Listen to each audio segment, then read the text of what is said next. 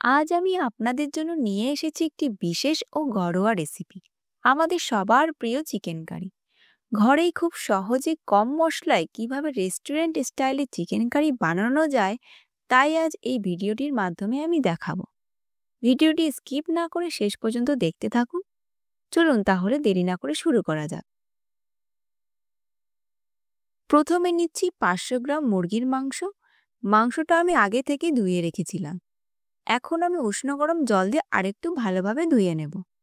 উষ্ণ গরম জল দিয়ে মাংস ধুলে মাংসে কোনো রকম গন্ধ থাকে না। আপনারাও বাড়িতে মাংস যখন ধোবেন একটু সামান্য পরিমাণ উষ্ণ গরম জল দিয়ে মাংসটা ধুয়ে নেবেন, দেখবেন কোনো রকম কোনো গন্ধ আর থাকবে না। আমার মাংস প্রায় ধোয়া হয়ে গেছে, এবার জলটিকে আমি ফেলে দেব। এখানে আমি আগে থাকতে পেঁয়াজ কুচি করে কেটে রেখেছি। টমেটো, আদা, রসুন আর কাঁচা লঙ্কাকে আমি পেস্ট করে আলাদা আলাদা করে রেখে দিয়েছি। এবার ধুয়ে রাখা মাংসটি আমি ম্যারিনেট করে নেব। ম্যারিনেট করার জন্য আমি এখানে দিয়ে দিয়েছি অর্ধেক লেবুর রস, 1 চামচ পরিমাণ লবণ, হাফ চামচ হলুদ গুঁড়ো, দিয়ে দিয়েছি 1 চামচ পরিমাণ রসুন বাটা, 1 চামচ পরিমাণ আদা বাটা,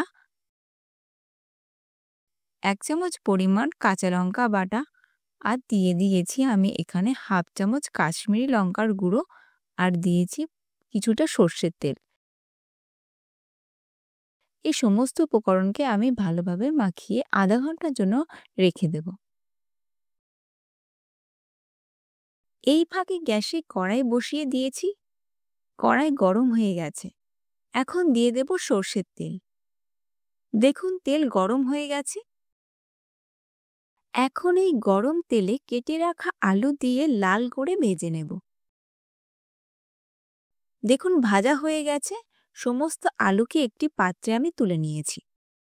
এবার এই গরম তেলে শুকনো লঙ্কা আর গোটা গরম মশলা ফোড়ন দিয়ে একটু নাড়িয়ে নেব। এবার কেটে রাখা কুচনো পেঁয়াজ দিয়ে দেব। আমি এখানে 3টি মাঝারি সাইজের পেঁয়াজ নিয়েছি। যতক্ষণ না সোনালি রং হচ্ছে ততক্ষণ ভাজব। দেখুন প্রায় ভাজা হয়ে এসেছে। এরপর দিয়ে দিয়েছি রসুন বাটা, আদা বাটা, কাঁচা লঙ্কা বাটা আর টমেটো বাটা। এই মশলাগুলোর মধ্যে দিয়ে দিয়েছি 1 চামচ পরিমাণ জিরে গুঁড়ো, 1 চামচ পরিমাণ হলুদ গুঁড়ো, 1 চামচ পরিমাণ কাশ্মীরি লঙ্কার গুঁড়ো, আর দিচ্ছি স্বাদমতো লবণ। কাশ্মীরি লঙ্কার গুঁড়ো দিলে রংটি খুব ভালো আসে। এবার সমস্ত উপকরণকে আমি ভালোভাবে মিশিয়ে নেব। দেখুন মশলা কষানো হয়ে গেছে। এবার ম্যারিনেট করা মুরগির মাংস দিয়ে 20 থেকে 25 মিনিট মশলার সাথে কষিয়ে নেব। 15 মিনিট পর এখানে ভেজে রাখা আলু দিয়ে দেব। সমস্ত উপকরণকে প্রায় 20 মিনিট কষানো হয়ে গেছে। এবার গরম জল দিয়ে একটু নাড়াচাড়া করে ঢাকনা দিয়ে রান্না করব যতক্ষণ না মাংসটা একেবারে নরম আর রসালো হয়ে আসে।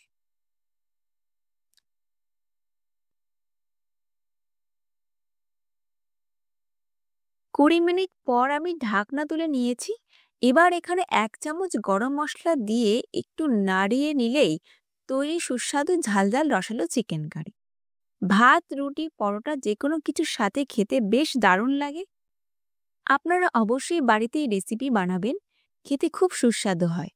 আজ এখানেই শেষ করছি। দেখা হচ্ছে নতুন রেসিপি নিয়ে।